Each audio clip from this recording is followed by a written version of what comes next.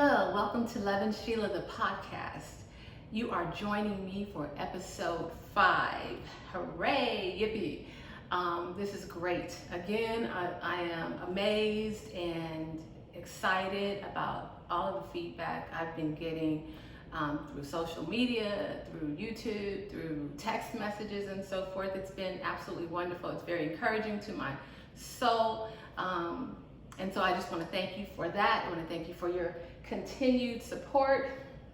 The theme pretty much of Lovin Sheila, the podcast is, it was birthed out of me being in a certain place in my life where I just really wanted to feel and, participate actively and from the heart in my life. And, just knowing that for years I have done things and, enjoyed different things at the same time, didn't really connect, didn't really feel the passion or, didn't feel like I was thriving. And so sitting back and recognizing this thing, I decided, okay, we're gonna make some changes and we're gonna be more conscious about the moves that we make and more deliberate, more intentional about how we're living our lives. So, the purpose would be really just to share some of my own pitfalls, some things that led me where I didn't want to be, and then share some things that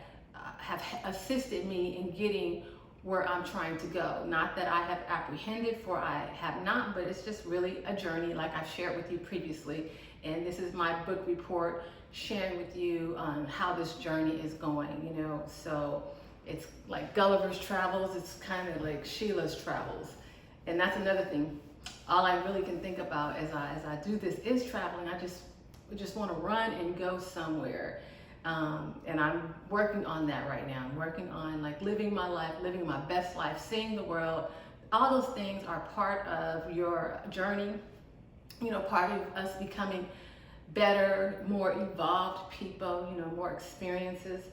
And I was actually watching this Harvard philosophy class earlier today, and they were talking about affirmative action, and they were just having a discussion. And the people of color seem to be for affirmative action, while as the white people were pretty much stating why it's discrimination against white people. And I just found it fascinating. So maybe I'll post the link. It's on TikTok as well, just so people can absorb these feelings, because it definitely had me feel in a certain kind of way. Because I believe that, for all the years of oppression, there should be some type of accommodation to try to level the playing field. And if any race, if you're, running a race and you're a track star and you're starting 100 meters behind or 200 meters behind, running a quote unquote 400-meter race, obviously it's going to be very difficult for you to catch them and surpass them. And so I just feel that affirmative action is still needed, because conscious efforts need to be made to bridge the gap. If we don't do some very deliberate work, we're never going to bridge the gap. So I thought it was just interesting to see the privilege that some people can exercise when they think about how the effects of affirmative action, because it, in their minds, disproportionately affects them. But I think a lot of things disproportionately affect us folks of color, and so I think I'll share that with you. And I've been looking at colleges and seeing the percentage of African Americans on college campuses, and it's very, it's surprisingly few. I think I was looking at Pepperdine, and I believe it was 3%. I was looking at USC, and I believe it was 6%. I believe UCLA was even less than that. And, it's just disproportionately low. And so whatever means we need to exercise to add some diversity, to give some extra opportunities, I think we need to do it. So I digress from my initial purpose in today's podcast, but that just like sparked something in me where it's a degree of outrage, because it's outrageous for you to think that we should just be dropped off and then, okay, figure it out, get where you need to get, and it's just like that. No, there's got to be some type of movement to help bridge the gap, to minimize the disparity. So, that's just my 2 cents on that. But again, back to our focus, and it is that too, because that's something I'm very passionate about, because I believe education is certainly the way out for so many of us. It opens our world to so many things. I recall I started off at a junior college in LA, West LA College, and I grew up in Inglewood, and I used to take the bus to West LA, and then one day I felt like I took the wrong bus. I don't know why, but I was so I ended up over in West LA, over on actually what I know now to be like Pico and I think Oberlin, and at the time it was the West Side Pavilion, and I recall feeling so lost and feeling like I had ventured to like another state. And so when I look back on that, just when I realized how not far away from my home that was, it may be 12 miles away, I just realized that my world was so small. It was small, and this was when I was about 18, or probably 18, because I didn't have a car.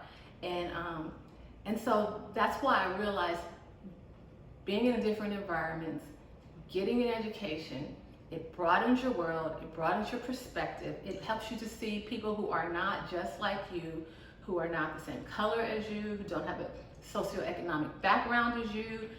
It just, in so many ways, it just broadens your horizons, and it helps you to see what you can be. If we just stay in our smaller environments, we'll never get to see that. So so that's why I feel like education is vastly important, and we need to have access, and sometimes they may have to make special accommodations, just to make sure that they have proportionately the right representation in the schools. So that's my bit on that.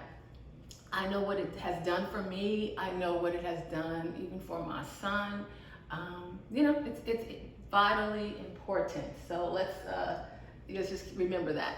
So anyway, so that's what earlier I was mentioning what our theme will continue to be, and it will expand. We're going to bring some guests in. I'm working on bringing in Coach Melody at this time, and she's with Unwrap You. She's a wellness coach, and that's pretty much what we're doing. We're inspiring wellness in women, and through emotional health, through mental health, through resources to help us do better.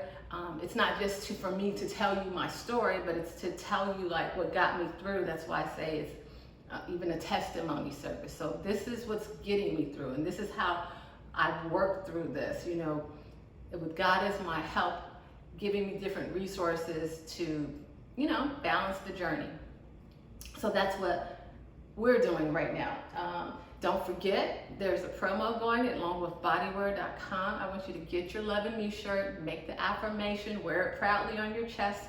If you go to longwithbodywear.com and use podcast or Lovin Sheila as the promo code, you'll get the shirt or the tank for $10. And I have extended this indefinitely because it's near and dear to my heart, and we need to focus, and we need to have awareness that not only do we love our family and our friends or our jobs or whatever it is, we love ourselves. And again, you gotta love yourself first, because again, it's like that oxygen mask that I mentioned previously. First you put yours on, and then you help others. So if we're not fully oxygenated, if we're not fully living, loving, how can we assist others? So back years ago, when I was going to Church of the Harvest with Bishop Mcclendon, whom I consider my father in the gospel, he illuminated to me what the soul was, and he identified that as your mind, your will, and your emotions. Okay, so that's the core, that's our soul. And so what I was thinking as I was reflecting, I was thinking, okay, so what I kind of alluded to and how I was feeling was almost a soul death, because it was a disconnection. It was like I was acting, I was participating, but my mind, my will, and emotions were often going through the motions and doing the things that I was supposed to do, doing the things that made sense, whether my heart agreed or not. And so in having this kind of a rebirth, I'm making sure that my soul is aligned with my heart. And it's work. It's conscience, it's a constant evaluation of how does this feel. And sometimes I forget. And sometimes I just feel like, oh, it's all so much work. And why not just continue in doing what I've been doing all this time? And then that led me to some information that was provided to me by Dr. Henry Cloud, whom I mentioned previously. And he's got the Boundaries Me website. And I'm doing the courses, I am doing the work. It's like a class for me, and I'm proceeding through my coursework. And one of the things he said, and I wrote it down, see if I can, but I'll try and quote it. It won't be, what produces change? And that is when the pain of staying the same is greater than the pain of changing. And so that is like what propels me to continue on the journey, because it's painful to not evolve. It's painful to try to make things work that don't work, to make things fit that don't necessarily fit, or just do things you don't want to do, that your soul, that your mind, your will, and your emotions are not in agreement with. So that's painful. And it's more painful than doing the work to try and be a better human, to try and be a better mother, to try and be a better wife, to try and be a better daughter. So that's why the journey, ladies, is worth it. Okay, there will be days, absolutely days, that you quite frankly don't want to get out of bed, don't want to see a face, don't want to talk to anyone. But the journey, I'm not finished, but I can only believe that it's worth it. That's another thing Dr. Cloud said, because that's my hope. My hope is that the journey is worth it. And hope takes time and it takes energy. And, if you don't have hope invested with your time and your energy, then it's just a wish kind of waiting for it to happen. So I'm exercising my hope and believing that as I go on this journey, it's going to be worth it, and I will find myself on the other side, a more evolved, happier Sheila, and truly embodying loving me, all right? And loving Sheila. So like I said, I felt like it was a soul death, right?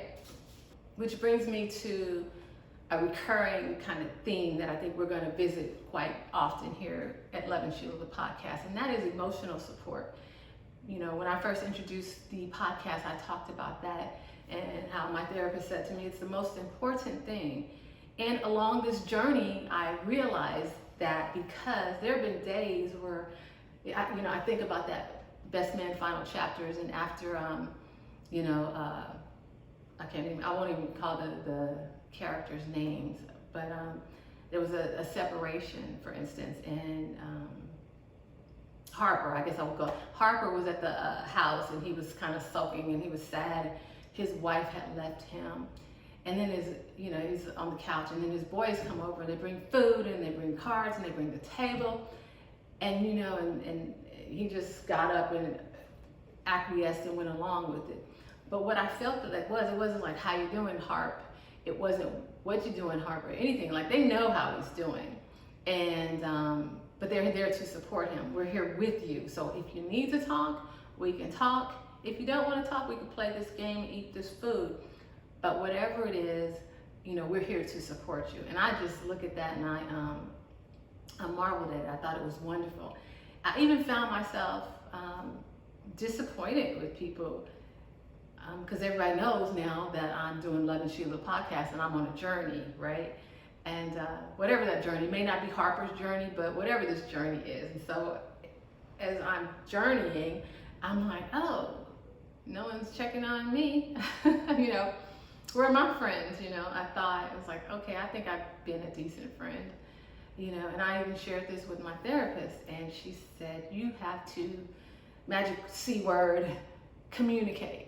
You know, no one knows your needs until you communicate. And you can't hold people, what we talked about previously, accountable, responsible for something they don't even know. You know, like you can't expect folks to read your mind through telepathy. So, you know, so I guess in saying that, what I encourage us all to do is like, we have to communicate. And just like our bodies communicate with us, you know, I thought about this because I was thinking about pain. Our body, just like our bodies tell us things, like when we have pain, you know, our bodies are telling us it needs attention, that needs attention. And I think that we have, as women, have been programmed as wives, as mothers, as, you know, working mothers potentially. We have been programmed not to respond to the pain. I mean, if we're sick, we keep going. Whatever it is, there's work that needs to be done, you know, clothes that need to be washed, whatever, bills that need to be paid. So a lot of times we anesthetize ourselves against the pain. So it may exist, but we proceed. And I think that's what I've done for, you know, 25 years or whatever, just anesthetize whatever pain that I felt. And after a while, it's almost like in sports where, you know, they say, are you hurt or are you injured? Well, initially I was hurt, you know, it was just some pain, it hurt, look, it hurt, it was achy. But after you anesthetize it for so long, it becomes injury. You know, I recall when I was training for the marathon, and I just felt like I had so many injuries, and, you know, I didn't want to stop because I'm training for the marathon, I got to keep running. But there was a time when I had to stop. I gave myself like a couple weeks off, and then I did like a 5K, and I recall going to the doctor, and I was getting these shots. It was like I can't remember the name of it, but it was 2 shots. It wasn't cortisone.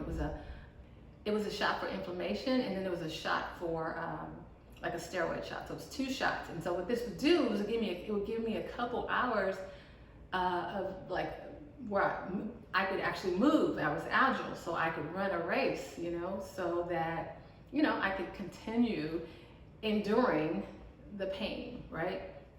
But once it was gone, yeah, it's still there, and it may have been even worse, like tighter.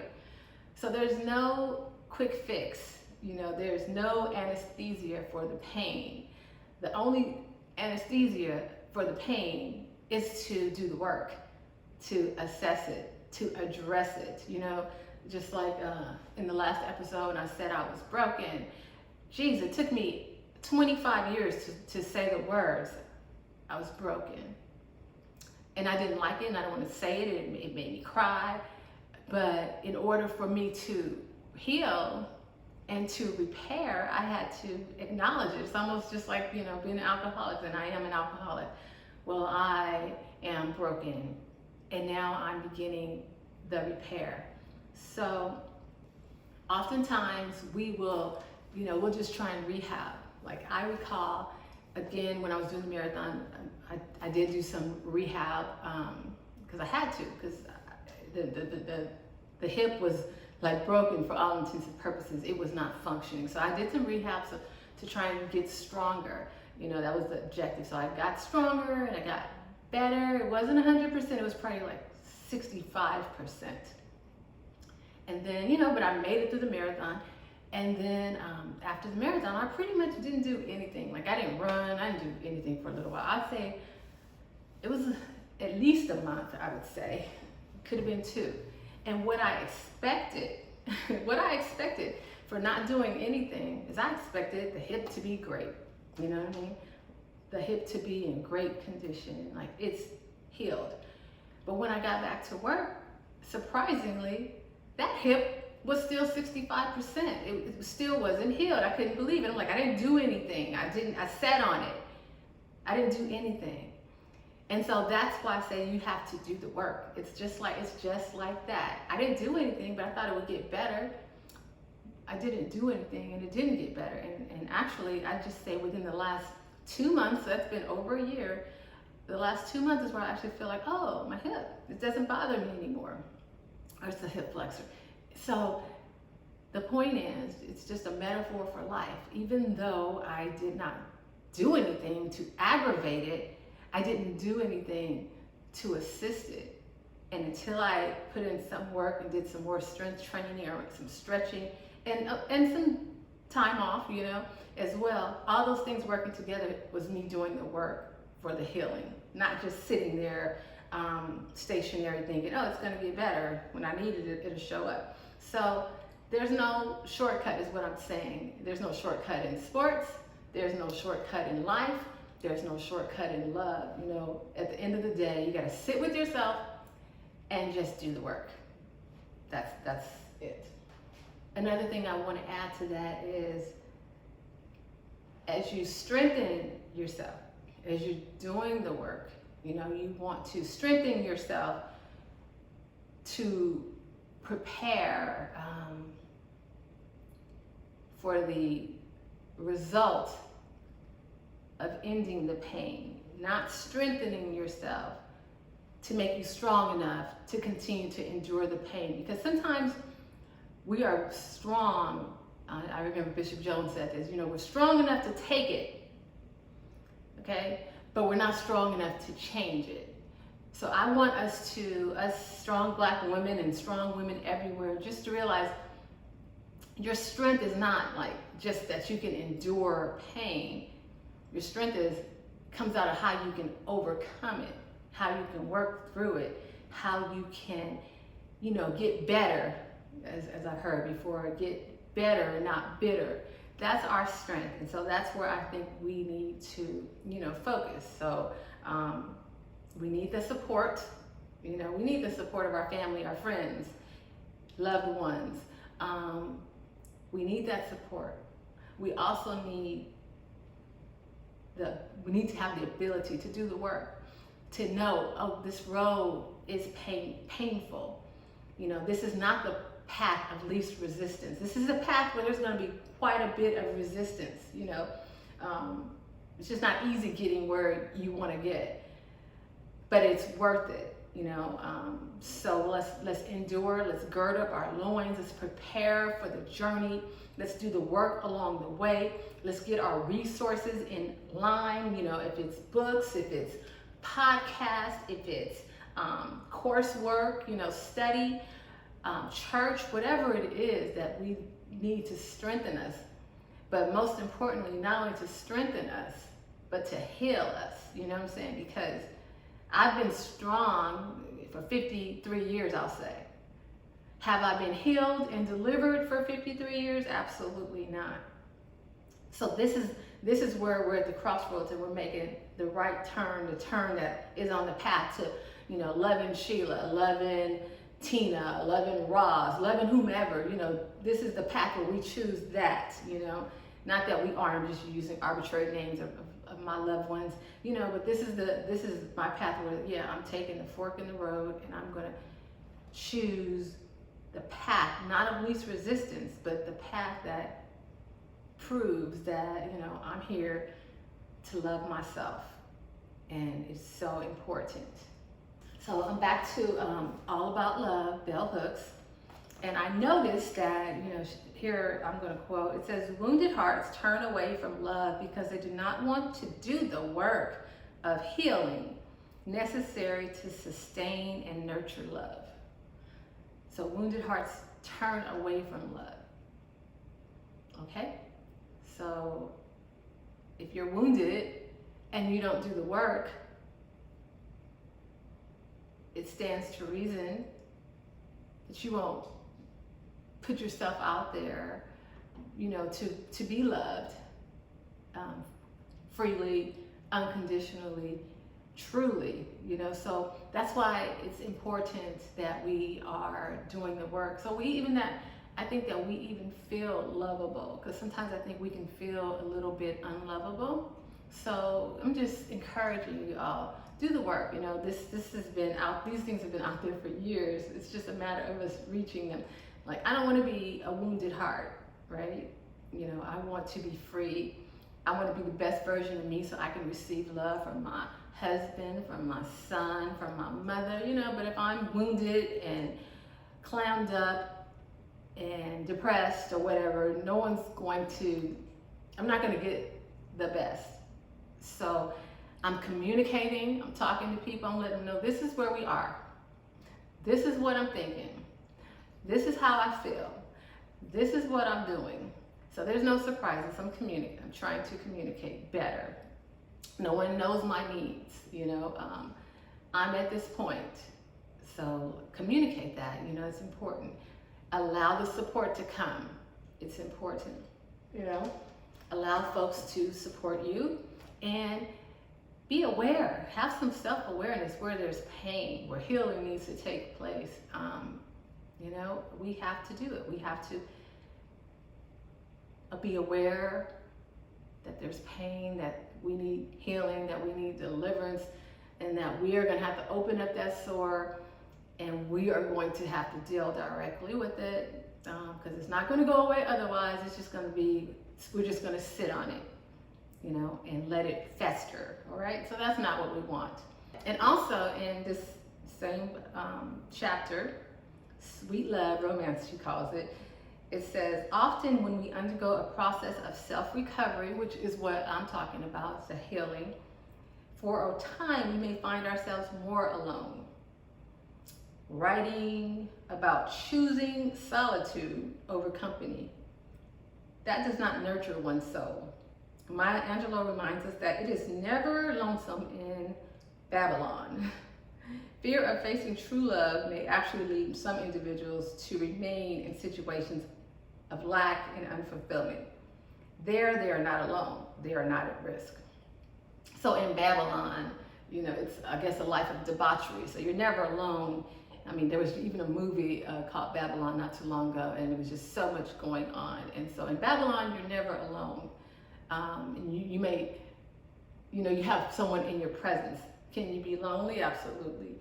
But that Babylon is not where we want to be, because that can lead you to remain in situations of lack and unfulfillment. So, surrounding yourself with superficial things to try to fill the void and to so-called heal is not the way to go. We want real healing, so it may require a little bit of solitude. But we can figure out our solitude that allows for support as well.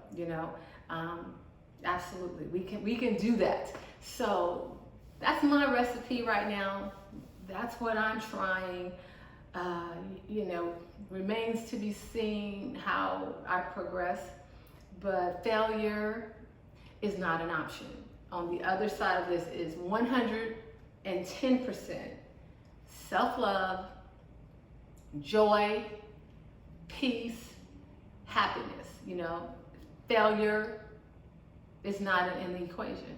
We will achieve this, and we're starting with the heart. We're starting with the heart.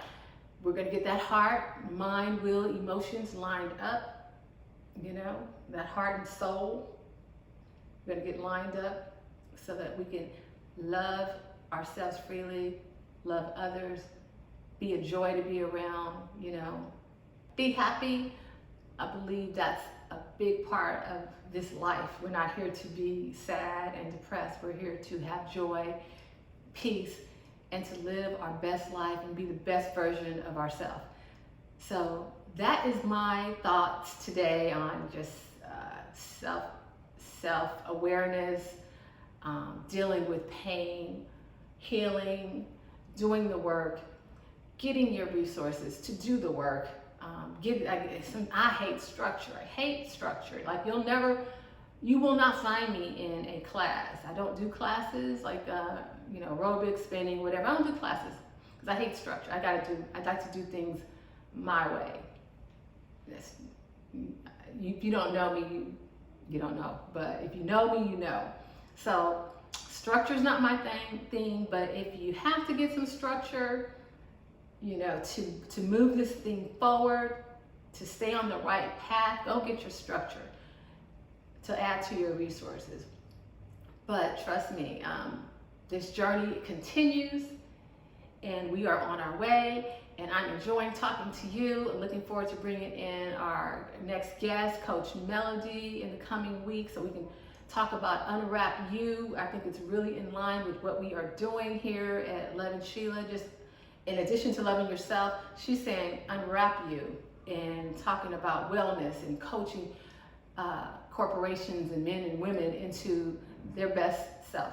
So it aligns with our vision here. We're going to make that happen. Stay tuned. There are going to be many more guests who align with our vision and our purpose here at Lovin Sheila, the podcast. The team and I are working steadfastly to bring you more information, more content, more resources. That's what we're here for. Stay tuned. We love you. We love you for watching. I think Wendy used to say that, but we do. We do too. Thank you for watching Lovin Sheila podcast. I'll see you next time. God bless you.